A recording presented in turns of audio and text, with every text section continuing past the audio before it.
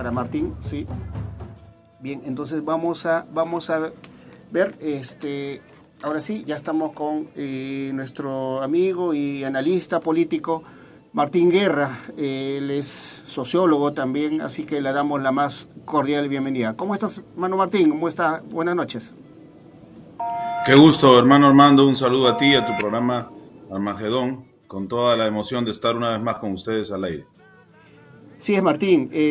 Mira, nos comunicamos casi después de un poco más de un mes. Yo recuerdo que ha sido al día siguiente, el 8 de diciembre, después de este momento, el 7 de diciembre, en el que pues se ha dado esta especie de quiebre o de golpe. Pues la cosa es que hoy por hoy la derecha ha recobrado una vez más y los hechos que ese día comentábamos, Martín, analizábamos el porqué de las cosas, pero ahora estamos en otro escenario, una coyuntura en la que enluta, ¿no?, a través de estos asesinatos, que son eso, no son muertes, son asesinatos, que hoy por hoy, lamentablemente, este régimen fascista y dictatorial ha provocado. Martín, después de ese día 8, ¿cómo, ¿qué análisis tienes con respecto a estos acontecimientos?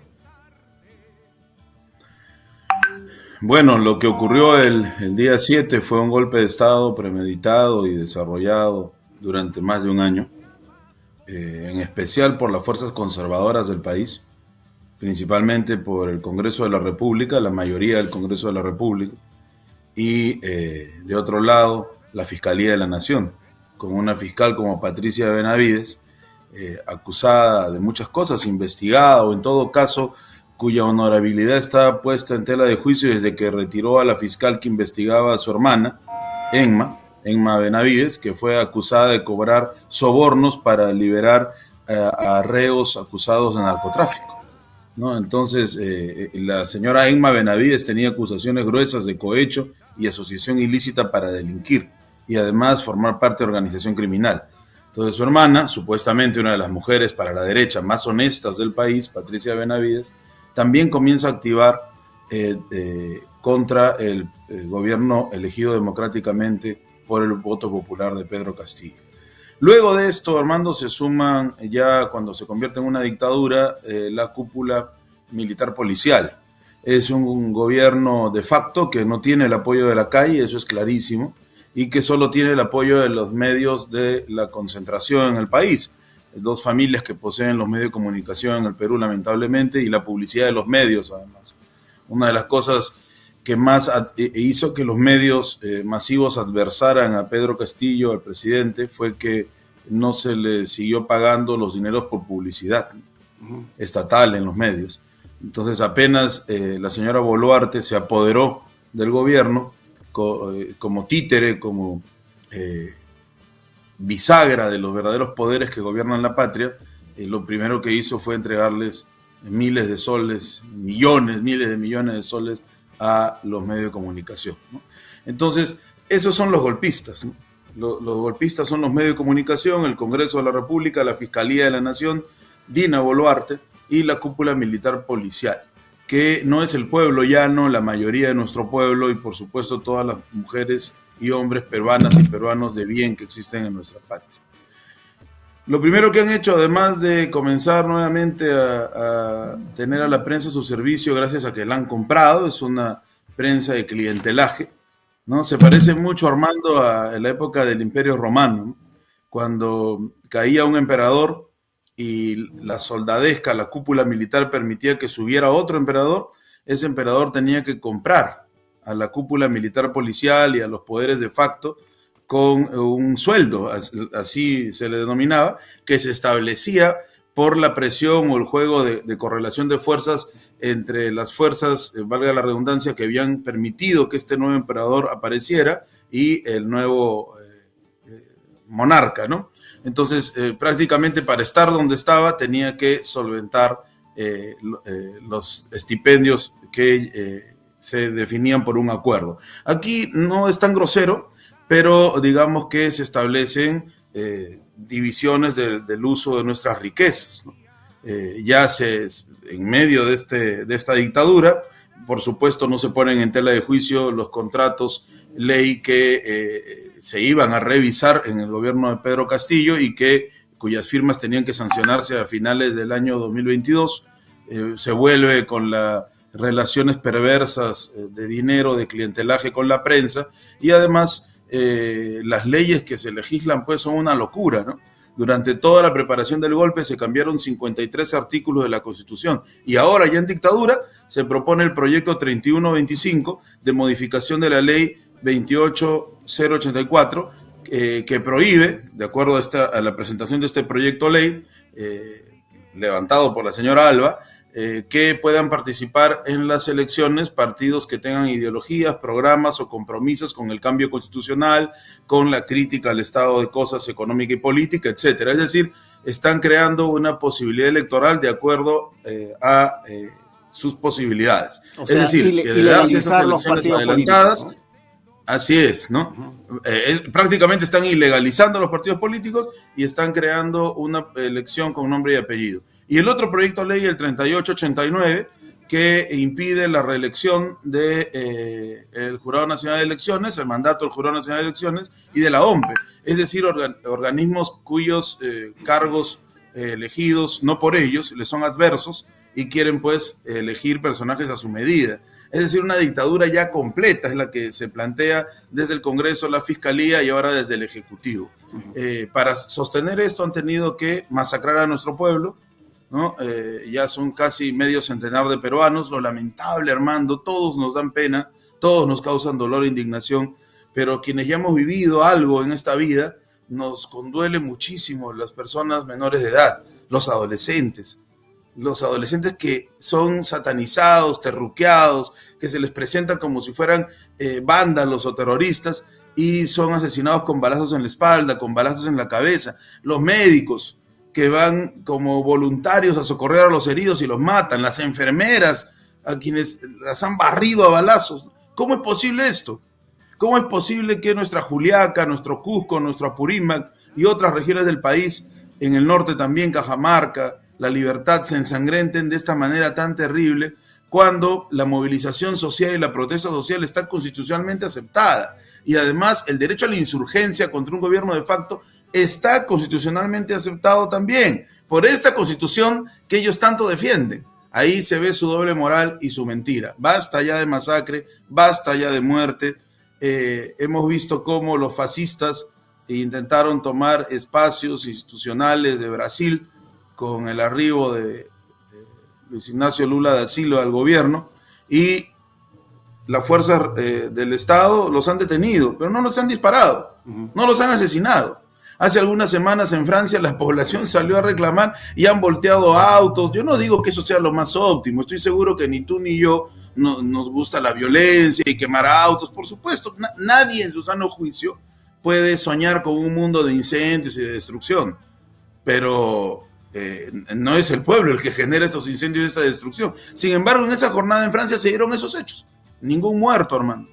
Aquí, por salir nuestros pueblos campesinos, la gente más humilde, a reclamar por algo muy justo que lo podemos demostrar jurídicamente, que es la defensa del voto popular del 2021, se les dispara quemarropa con armamento de guerra, con balas explosivas.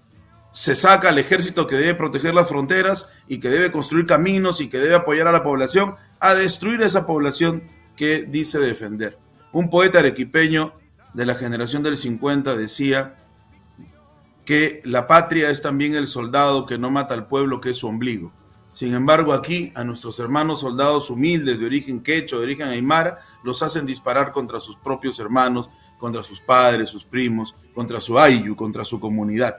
Eso es negativo y eso es terrible, y hay que decirlo, Armando, terminando ya esta primera parte de tu pregunta. Cuando termine esto, van a tener que responder ante la justicia. Y lo más lamentable va a ser que si no hay un cambio verdadero en el Perú, quienes respondan sean los soldaditos rasos, los mandos medios, los suboficiales. Y los grandes generales y coroneles que tomaron las decisiones, los vamos a ver fuera del país o acomodándose al nuevo régimen. porque definitivamente va a haber un nuevo régimen, esto no lo soporta nadie más.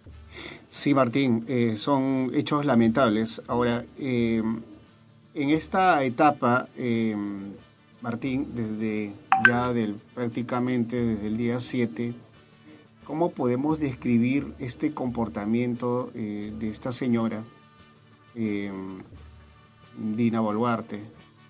Mira, y ella dice ser izquierda, dice ser mujer, dice ser provinciana, ¿no? Apela a esos argumentos como para justificar esta insanía, y conjuntamente, ¿no? De hecho, con ese gabinete de la muerte que tiene, encabezado ahora por Otárola, sencillamente creo que el derramamiento de sangre me pareciera que no lo sé, ¿no? No lo sé, pareciera que les crea cierta satisfacción, porque no vemos ningún ápice ni de remordimiento, más simplemente discursos cínicos, ¿no? de parte de ella. ¿Cómo entender? O sea, me imagino, Martín, que se preguntarán mucha gente provinciana, ¿cómo una provinciana, mujer? Bueno, dice ser de izquierda, eso quiero que cualquiera dice ser de izquierda, ¿no? ¿Cómo le explicamos un poco este comportamiento de esta persona que prácticamente se ha convertido en una bestia, pero que hoy lamentablemente tiene una apariencia humana? Bueno, un viejo revolucionario decía, la práctica es el mejor criterio de verdad. Y la Biblia, en una parte, dice, por sus hechos los conoceréis. Entonces, es la práctica la que define si alguien en verdad es un hermano o una hermana de provincia, si alguien de verdad es de izquierda, si alguien de verdad es demócrata, ama a su pueblo. La señora Boluarte era una compañera de ruta, ¿no? Que a veces encendía su discurso, te digo esto porque conocemos al personaje desde hace algunos años, encendía su discurso dependiendo del público y lo atenuaba dependiendo también del público, es decir, su discurso era variable, pero lo atribuíamos nosotros a una falta de formación política o a su carácter, ¿no? Sin embargo, estuvo acompañando las luchas de nuestro pueblo. Tuvo discursos fuertes cuando se triunfa, defendiendo el triunfo de Pedro Castillo, pero después cuando le hacen acusaciones desde el Congreso, recordemos, Armando, que la investigaban por dos cosas principalmente, ¿no? La duplicidad de relación laboral con el Estado y el tema del Club Apurímac. Una semana antes del golpe, levantan la investigación.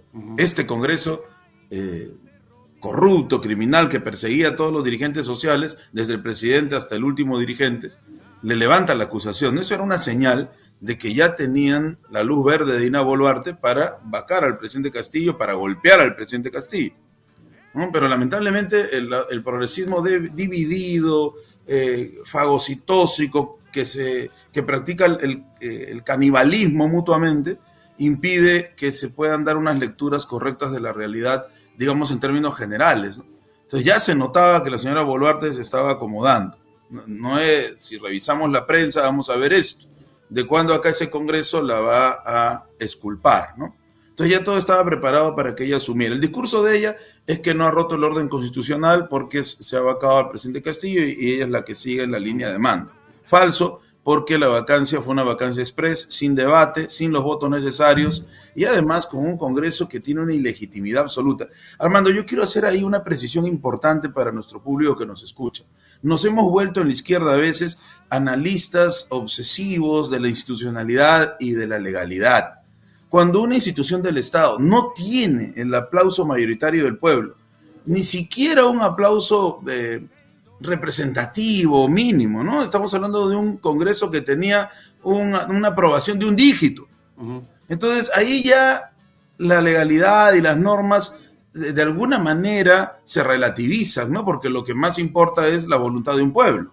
Si más importa un papel escrito más que la voluntad de un pueblo, entonces estamos entendiendo mal el derecho. El derecho se construye en base a las necesidades de los pueblos. No estoy diciendo que hay que patear las reglas establecidas en democracia y en mayoría, Por supuesto que no. Lo que estoy diciendo es que hay que entender que ese Congreso era un Congreso que no tenía ninguna aceptación y que era un Congreso abiertamente golpista y que habíamos llegado a un cuello de botella, ¿no? Y esta señora lo que hace es sumarse a los golpistas, en parte para salvar su pellejo, porque la tenían amenazada con las acusaciones de criminalización, y en parte por interés y ambición de poder. Así que inmediatamente ella asume el gobierno, deja de ser una hermana de nuestros pueblos originarios, de nuestros pueblos de provincia, deja de ser representante de esas mujeres por las que corre la sangre de Micaela Bastidas, de Tomás Atito Condemaita, deja de ser una compañera de ruta de la izquierda y se convierte, como Alejandro Toledo, como Ollanta Humala, ¿no?, en el mastín del poder establecido, en el látigo contra nuestro pueblo. De esas tradiciones vamos a ver muchísimas en nuestra historia republicana. Y en Latinoamérica, el caso de Lenín Moreno en Ecuador es paradigmático, ¿no? Cogobernó durante mucho tiempo con Rafael Correa y con el Partido de la Revolución Ciudadana, y terminó gobernando contra los avances de la Revolución Ciudadana y persiguiendo a los líderes de este proceso. Entonces, no debe sorprendernos, ¿no? Básicamente debemos siempre analizar los hechos de las personas más que sus palabras, como citaba hace un momento a la Biblia cuando dice: por sus hechos los conoceréis. Y Dina Boluarte, ingresado en la historia del Perú con mal pie, ¿no? Como una más de las dictadoras que hemos tenido, sanguinaria además. Veamos el tiempo que está en el gobierno de manera ilegítima y la cantidad de asesinados que hay en nuestro pueblo. Esto es terrible y tendrá que ser juzgado. Así es. Martín, bueno, ahora vamos a los hechos que han sucedido, estos lamentables hechos a través de la declaración del estado de emergencia, estados de sitio, toques de queda y todos estos que vulneran los derechos fundamentales de la persona. Y bueno, no hay duda que vivimos en esta dictadura, ¿no? Una dictadura que, claro, ya lo hemos dicho claramente, que hoy por hoy Dina Boluarte es simplemente una títere más de los grupos de poder económico, de todos los que le secundan. Los medios están casi congraciados, están en una etapa de luna de miel aparentemente, ¿no? Aunque ya por ahí ya le están empezando a sacar las cosas, porque esto no va a durar. Ya creo que ya, espero que lo sepa también. Pero bueno, Martín, y queremos tocar este tema en todas estas manifestaciones, en la selva, en el centro, en el sur, Apurímac, Cusco, Puno, Tacna. A inicios, el año pasado, se decía que era puesto una influencia castrochavista, que el socialismo del siglo XXI, el Foro de Sao Paulo, ¿no? Eso.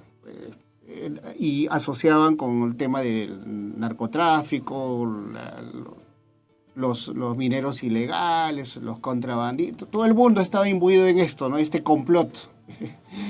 Como que si ellos fueran los que, me refiero a los supuestos financistas aquí como que los narcotraficantes o todos estos personajes, según estos malos para ellos, estarían involucrados en esto del cambio de la Constitución. Pero vamos primero, que decían la influencia externa, ¿no? Y ahora último, sale Evo, ¿no? Sale Evo, es el todopoderoso, pues, de América Latina, está moviendo todo el sur con su discurso, está financiando junto con el narcotráfico.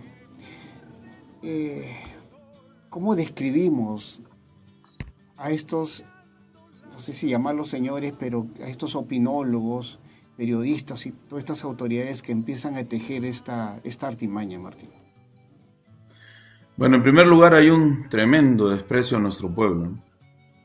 No solamente al pueblo de las provincias, de nuestro Perú interno, de nuestro Perú histórico, sino también a los limeños, a los habitantes de las ciudades, digamos, más cosmopolitas como Lima, Arequipa, Trujillo. Se ofende la inteligencia de las personas y se ofende la ética de nuestros pobladores del interior del país. Para ellos, todos estos miles de personas que salen a movilizarse, a reclamar, a marchar, estarían por intereses de la minería informal, yo invito a nuestros escuchas a revisar las cifras de la minería informal, cuánto mueve a comparación de la gran minería contaminante. La minería informal también contamina, si vamos a esto, todas las minerías contaminan. Pero se han hecho estudios de la contaminación que ocasiona la gran minería transnacional y comparativamente con la minería informal, pues las cifras no tienen rango, pues ni siquiera de una comparación respetable, ¿no?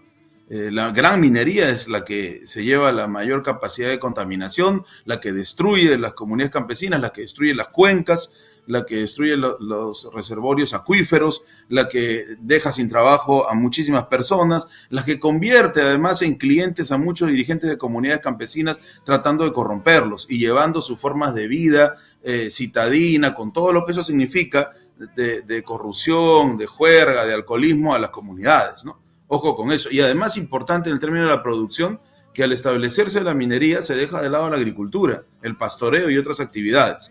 Entonces, la minería informal pues no es comparativamente importante a comparación de la gran minería. ¿Quiere decir que nosotros queremos que haya minería informal? Por supuesto que no, para eso se habla de nueva constitución, para que todos aquellos que tengan la capacidad de explotar nuestros recursos puedan hacerlo con respeto al medio ambiente y bajo algunas reglas en donde la población mayoritaria y los dueños del territorio, quienes administran el territorio secularmente, tengan los principales beneficios, y no las transnacionales y tampoco mafias, ¿no?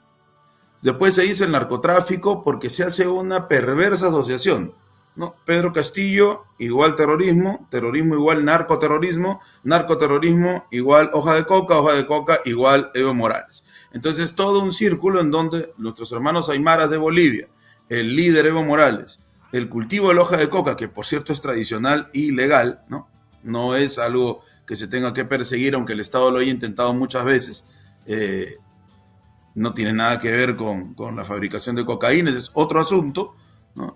Y el terrorismo terminan convertidos en una especie de realidad unificada, y toda aquella persona pues que se movilice en estos espacios donde hay relaciones culturales con determinados personajes ya mencionados, termina siendo terrorista, ¿no?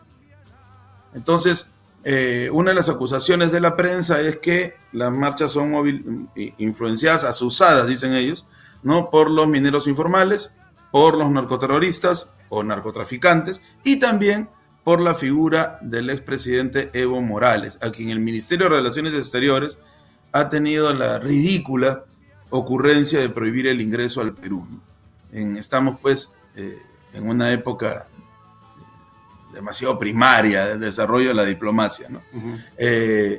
Además, digo yo que se ofende porque la población no necesita intereses de mineros. Es además una estupidez pensar que miles de personas en todo el Perú tienen como único objeto de vida trabajar en la minería informal, que además, Armando, si esto fuera cierto, quiere decir que el Perú está quebrado en más de lo que se piensa en infraestructura laboral, en economía y todo, ¿no? Estamos hablando de miles de personas que están en La Libertad, en Cajamarca, que están en Cusco, en Juliaca, ¿no? En tantos lugares, en Arequipa, etc. O que son narcoterroristas, sobre todo a los compañeros que han realizado movilizaciones en Ayacucho, o que tienen, en el caso de Puno y el sur, la influencia de Evo Morales y de los bolivianos. Según El Comercio, el diario fuerte de la concentración mediática, es Evo Morales y algunos agentes de Bolivia los que están detrás de las movilizaciones. Más ofensas a nuestro pueblo.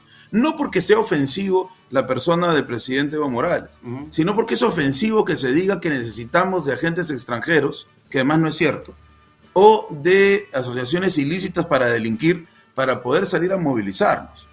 Lo que ellos pretenden señalar una vez más, y eso es un arma que va contra ellos, es un boomerang, porque el pueblo ha salido masivamente a las calles porque ha estado harto de que por siglos, pero especialmente durante 1 año y 5 meses, se le llame burro al presidente, se trate ofensivamente con epítetos racistas al presidente y a todo su entorno, se ofenda al pueblo del interior del país, se burlen de nuestros idiomas originarios y ancestrales de los Andes y la Amazonía, ridiculicen nuestras costumbres una y otra vez.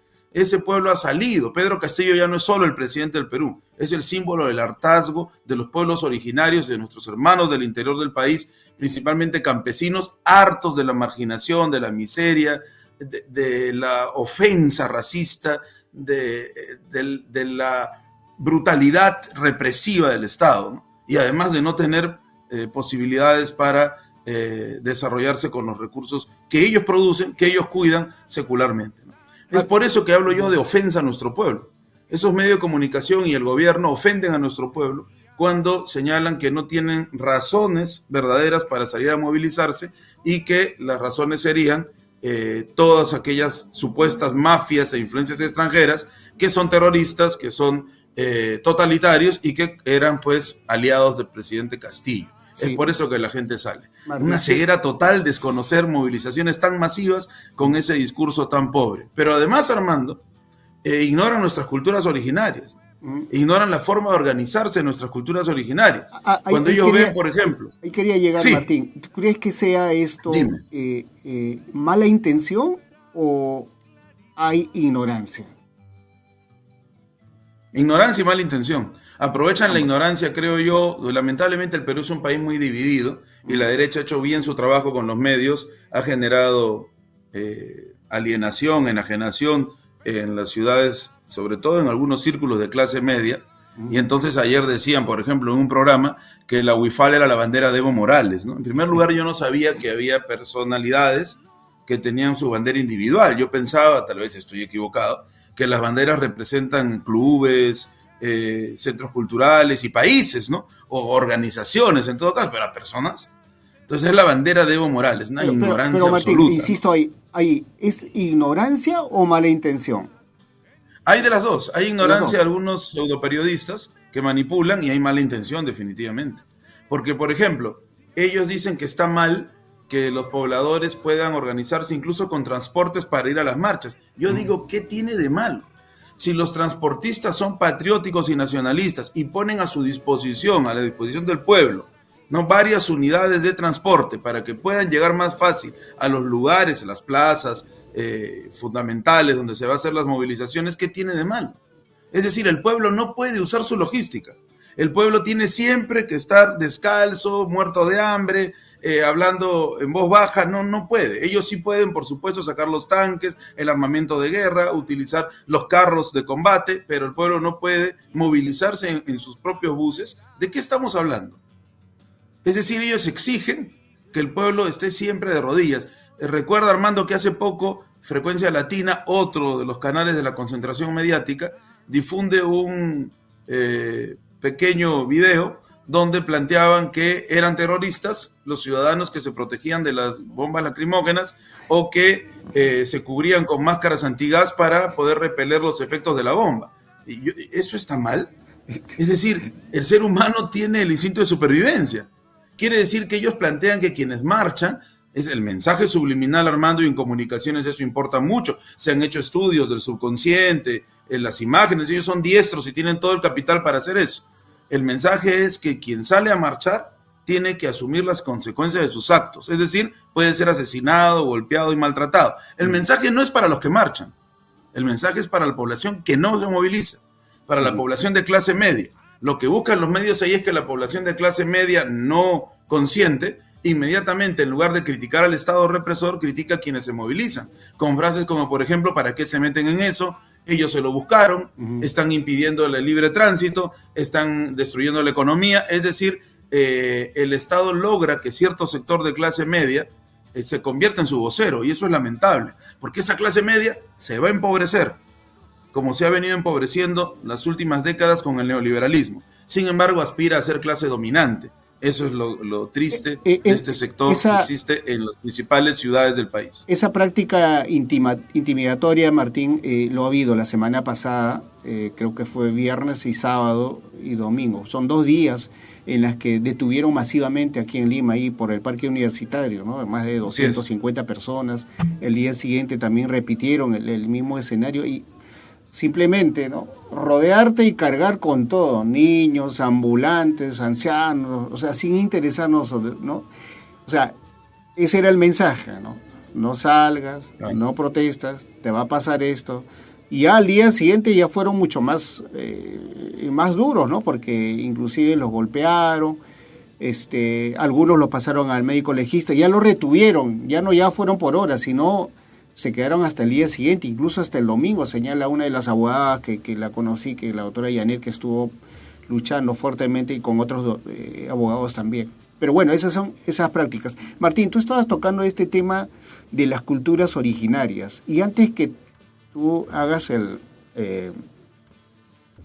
hagas esa descripción desde el punto de vista de tu conocimiento, y permíteme hacer una pequeña descripción desde mi vivencia, porque yo nací en una comunidad, soy aymara, soy de la frontera, y cuando yo escuchaba esto al ministro de Interior o a Tarola, describir que pues los aymaras venían y se habían organizado todas estas hordas y que estaban financiados por el narcotráfico porque habían visto una fila de combis y de esos tipos minivan Mercedes-Benz, pues que se ven, ¿no? Se ven bonitos, son grandes y todo eso. O sea, entonces yo dije, ahí yo me preguntaba, ¿no?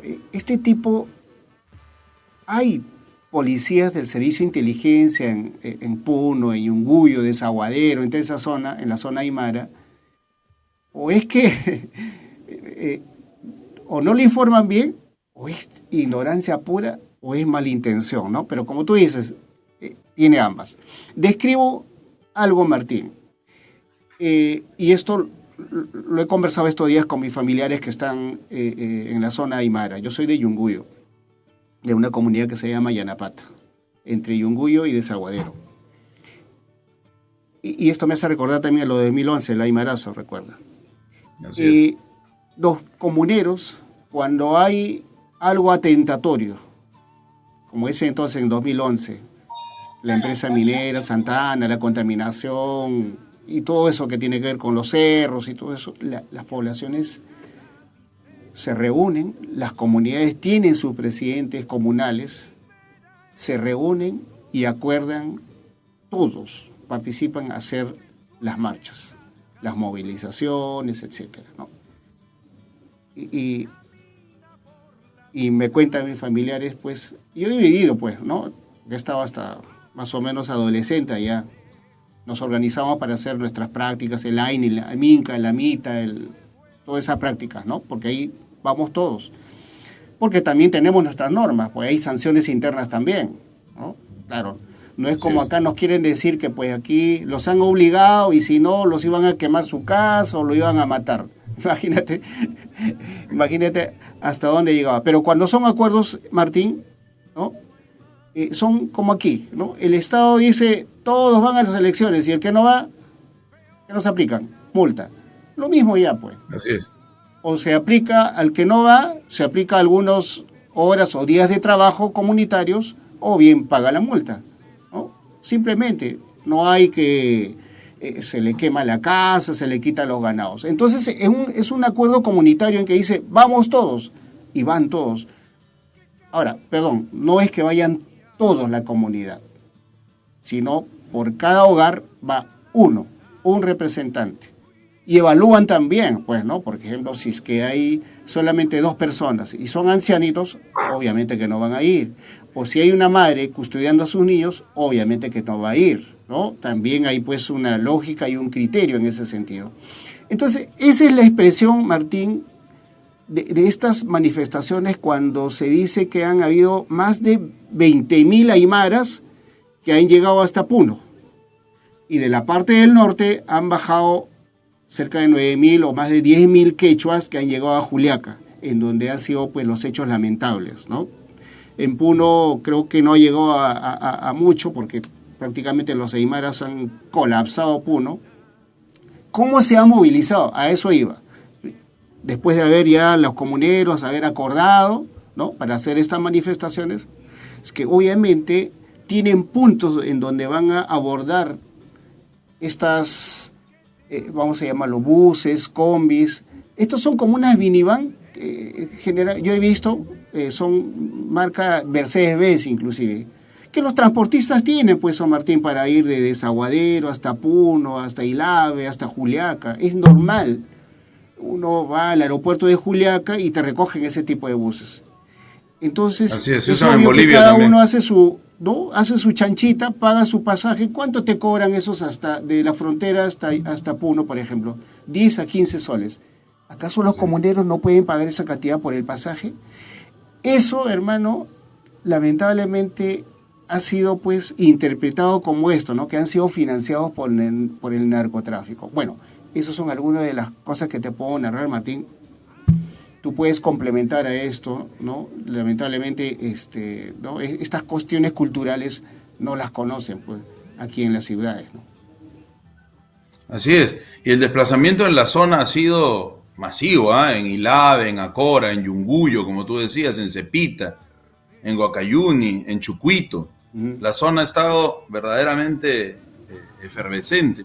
Y lo que ellos no entienden es que la democracia nuestra, la democracia de los pueblos originarios, es una democracia comunal. Es lo que los antropólogos les gusta estudiar con el nombre de la Organización Espacio-Temporal de los Pueblos Aymaras. Ahí hay verdadera democracia. Es decir, si todos van a comer, todos tienen que trabajar. Y el que no quiere trabajar, entonces, ¿por qué está en comunidad? Entonces, no encaja en la comunidad. Entonces, si hay algo que reclamar, porque se siente la comunidad mayoritariamente golpeada, forzada a la indignidad, entonces se decide que por porcentaje, por familia, y la familia empleada también, tienen que participar. Y si uno u otro no quiere participar, tampoco es que se le obliga, ¿no? Pero para eso hay una sanción. No participa, entonces trabaja otra jornada más. ¿Por qué? Porque sus hermanos van a estar en lucha. Entonces, esa persona que no participa recibe la sanción, una sanción positiva, por cierto, donde trabaja para duplicar su faena. Me parece bien. Quiere decir que se genera un equilibrio social. Algunos están protestando, otros continúan trabajando. Pero eso no se entiende, ¿no? Claro, aquí vivimos una democracia falsa, donde supuestamente hay el derecho al voto, pero si no votamos, como tú bien ponías, es el ejemplo clásico, nos ponen multa, ¿no? Entonces, ¿de qué libertad de voto estamos hablando? Si hay multa por no votar, ¿no? Entonces, esa es la de los derechos de esta democracia falsa, y digo falsa porque nos están matando, ¿no? Porque no han permitido que un presidente del pueblo pueda gobernar. No se comparan a la democracia popular comunal de tiempo inmemorial en nuestro territorio, ¿no? Que Armando sorprendió tanto a los mismos europeos que vinieron, que muchos cronistas españoles se sentían admirados por estas formas. Conocemos las formas comunales no solo por su práctica, sino que se conocieron también a través de la labor de los cronistas. Y va a ser tan importante esa labor que va a impactar después en los llamados socialistas utópicos. Y el socialismo va a surgir como idea a partir de la experiencia de las formas comunales de vida de nuestros pueblos ancestrales. Hemos dado mucha cultura al mundo. Lamentablemente nuestra prensa ignorante y maliciosa busca transformar esto haciendo presentar a nuestros hermanos que en varias partes del país, pero principalmente ahora último en Juliaca, en Puno, han estado luchando como vándalos que someten a sus comunidades a amenazas y coerciones para poder participar en una jornada de lucha. Eso es más que el espacio social, comunal, las relaciones tempoespaciales de la comunidad aymara, que es fundamentalmente democrática, pero es una democracia comunal. Sí. Entonces, luchar contra la mentira de la prensa significa también reivindicar nuestras raíces. Sí, Martín, solamente para una pequeña acotación, porque yo veía, pues estaba siguiendo toda la transmisión esa mañana y cómo ver, ¿no?, los rostros de tu familia, ¿no? Porque yo nací ahí, mis hermanas ahí con su aguayo, su pollera y los hermanos ahí avanzando, marchando y mostraban, imagínate, o sea, más de 20.000 aymaras pues llegan a Puno y también tienen que descansar, comer, almorzar, pues los restaurantes no van a alcanzar ni los mercados y todo está cerrado. Y ahí mira, y hay ese criterio, ¿no? Llevas, como nos decimos nosotros, el coco, ¿no? El coco es la comida, el alimento, pues. Viste, las damas llevaban en su aguadito y ahí llevaba pues el chuño, la papa, porque ahí hacen después unas meriendas comunitarias, ¿no? Por grupos ahí.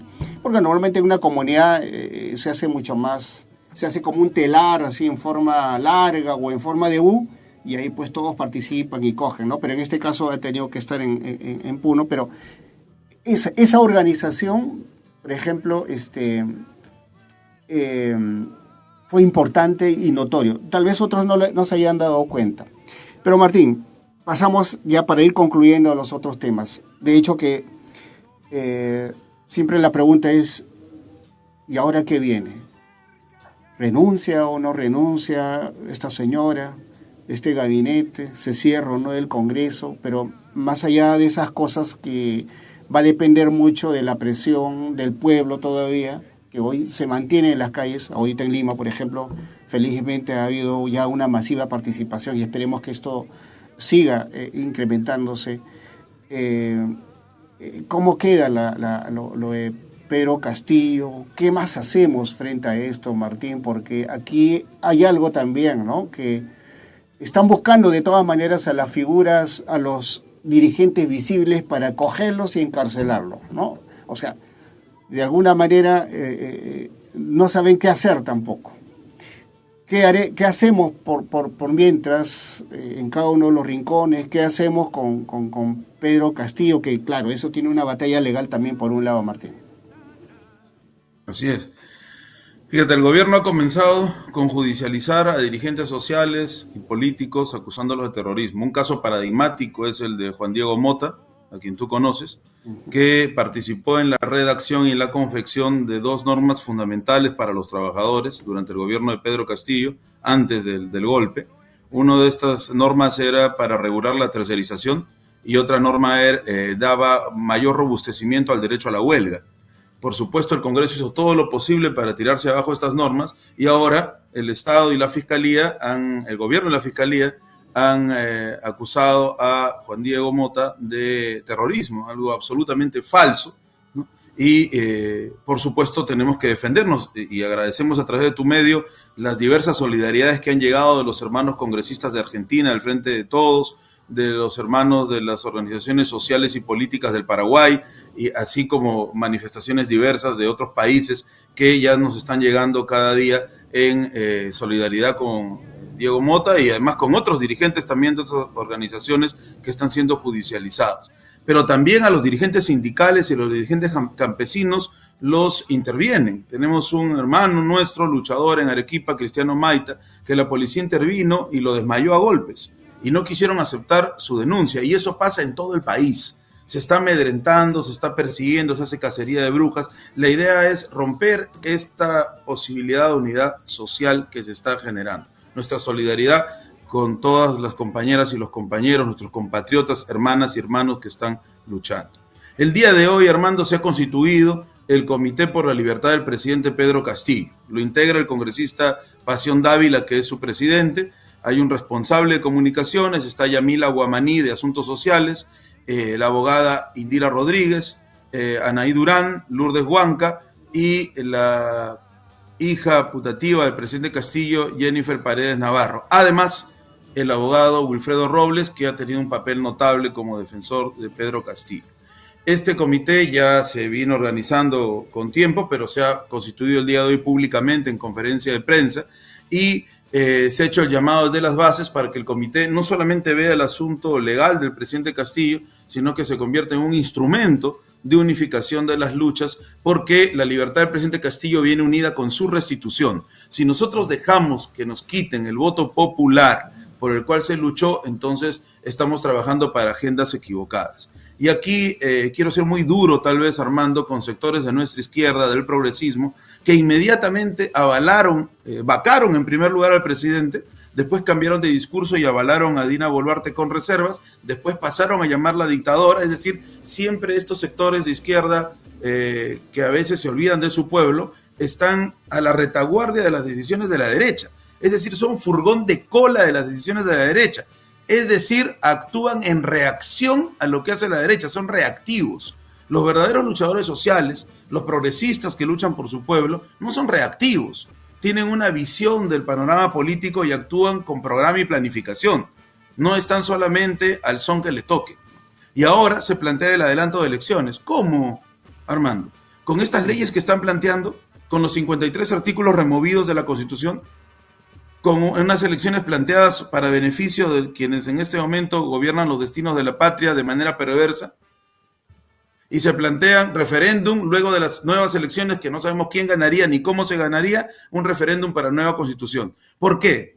Porque para ciertos sectores del progresismo el presidente Castillo sigue siendo alguien ajeno.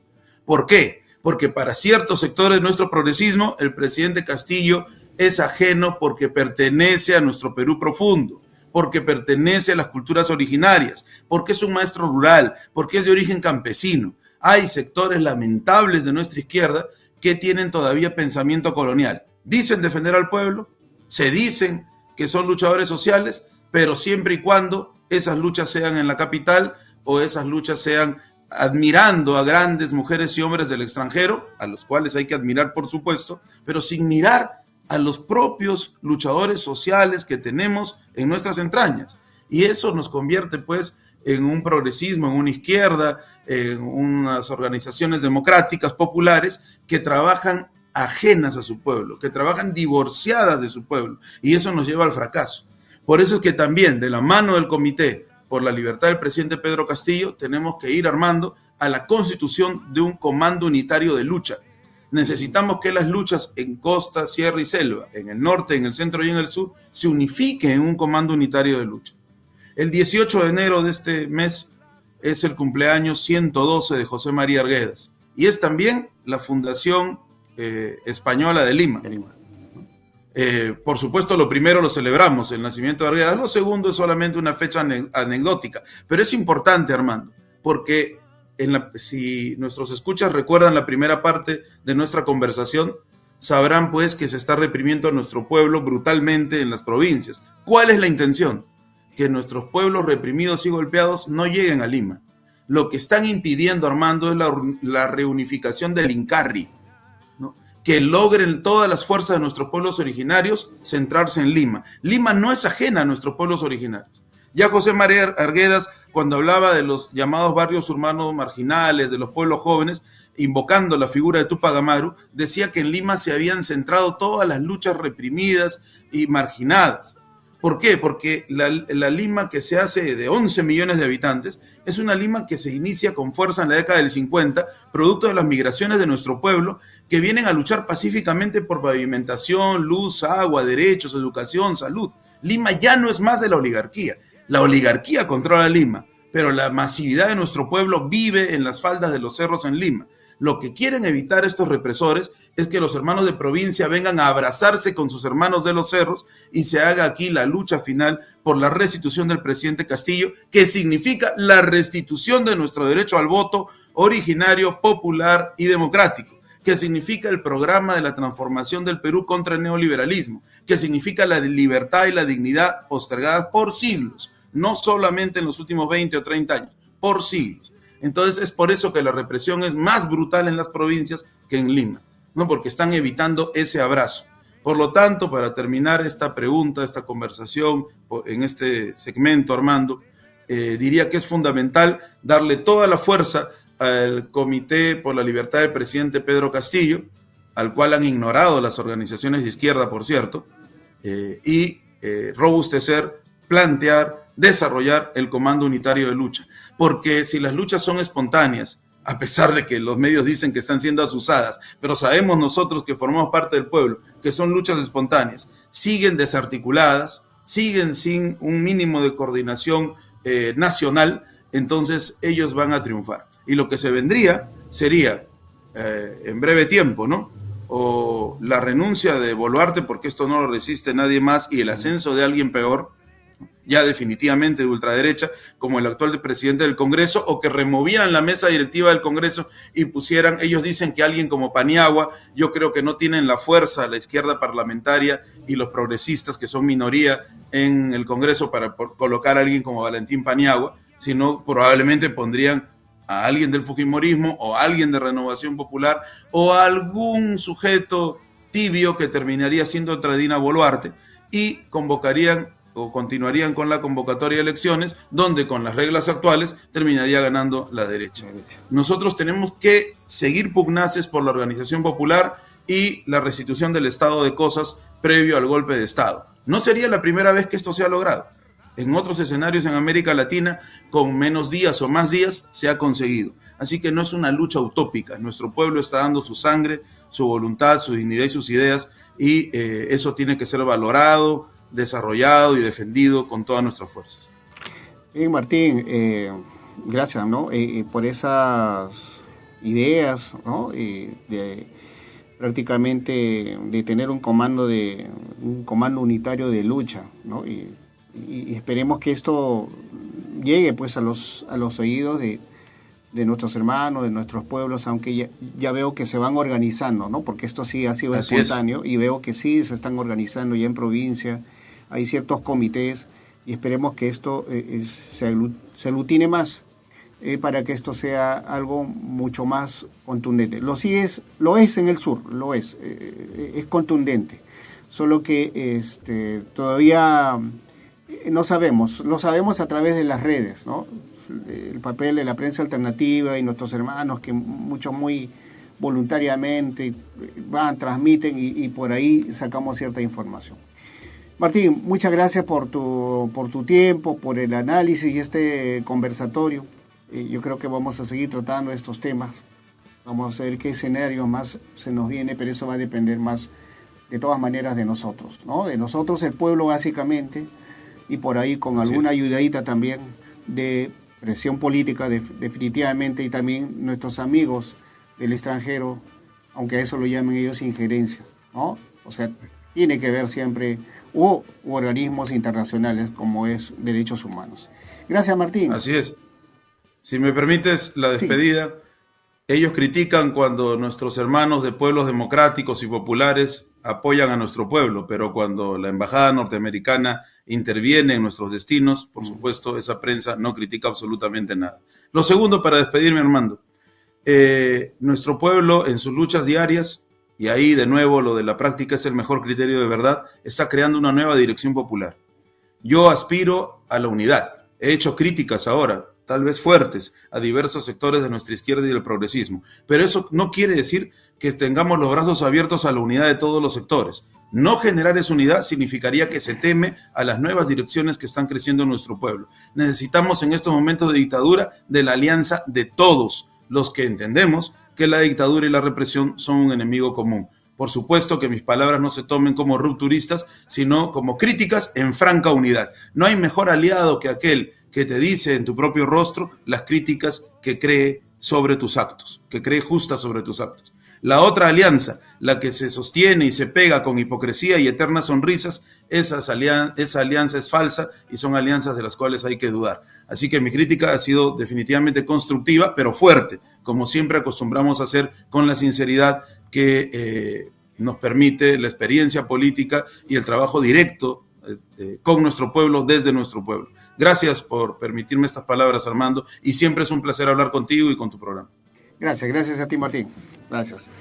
Bueno, estuvo con nosotros Martín Guerra, sociólogo y analista político, comentándonos